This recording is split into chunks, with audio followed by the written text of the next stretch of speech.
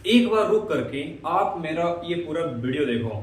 मैं आपको 100% गारंटी देता हूं कि अगर आपको प्रतिबिंब में डाउट रह गया ना, तो कमेंट बॉक्स खाली पड़ा है, आपको जो मन में आए वो आप लिख देना। जब मैं पढ़ता था ना, या फिर कोई बच्चा, जब मेरे हिसाब से अगर जहां तक लग रहा है कि कोई इसके बारे में अगर कोई जानना चाहता है तो उसको समझ नहीं आता है। मैं भी जब पढ़ता था तो समझ नहीं आता था, रीजन इसको रटना पड़ता था।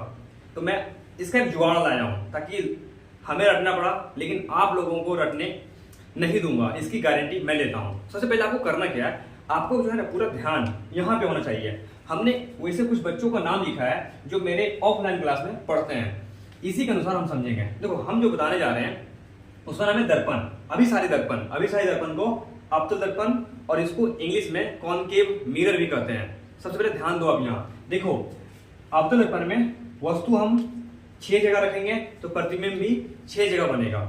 ठीक है, आओ देखते हैं कितना इजी तरीका। देखो सबसे पहले वस्तु को रखो अनंत पर।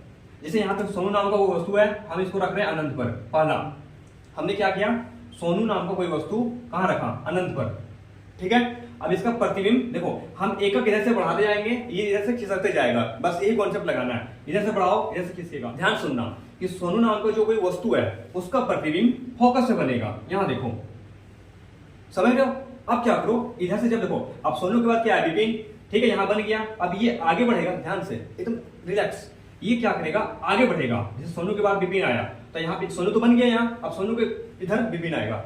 इधर बढ़ाओगे, इधर धकेलोगे तो धकलाएगा, यहाँ उल्टा लेना है। इधर धकेलेंगे तो मेरे हो जाएगा।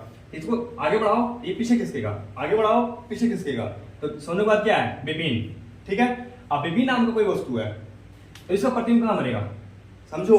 पहला अनंत पे रखें, प्रतिबिंब फोकस से बना। अब इसे खिसकाओगे तो अनंत और वक्रता केंद्र के बीच रहेगा, तो फोकस और वक्रता केंद्र के बीच बनेगा। अब वक्रता केंद्र पे रखोगे तो वक्रता केंद्र पे ही बनेगा। वक्रता केंद्र और फोकस के बीच रखोगे तो वक्रता केंद्र और अनंत के बीच बनेगा। अब फोकस पे रखोगे तो अनंत के बीच बनेगा, और यहाँ पे फोकस और ध्रुव के बीच रखोगे तो दर्पण के पीछे बनेगा। देखो कितना इजी है, मस्त तरीके से समझना।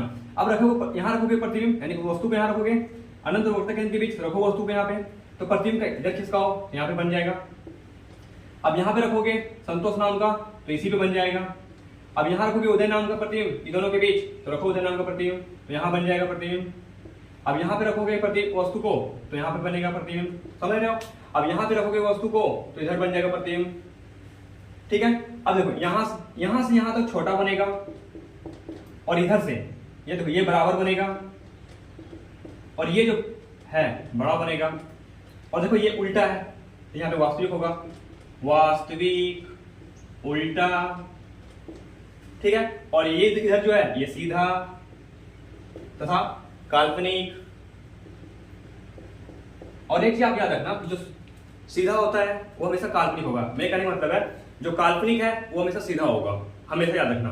और ये क्या, अब देखो अवतल उत्तल में देखने में छोटा कौन सा है, उत्तल छोटा है और अवतल देखने में बड़ा है। तो आप हमेशा याद रखना जो उत्तल दर्पण है उसमें हमेशा छोटा प्रतिबिंब बनेगा, याद रखना। और अवतल में तीनों बनता है, छोटा बराबर बड़ा, इसे देखो यहाँ पे। ठीक है, आप इसी तरह उत्तल को भी कर सकते हो। उत्तल में वस्तु कहीं भी रखो, छोटा काल्पनिक और सीधा प्रतिबिंब बनता है, समझ लेना। इसको प्रैक्टिस कर लेना, आप पूरा तगड़ा प्रैक्टिस करो, थोड़ा सा भी डाउट नहीं होगा। ठीक है, मिलते हैं अगले वीडियो में।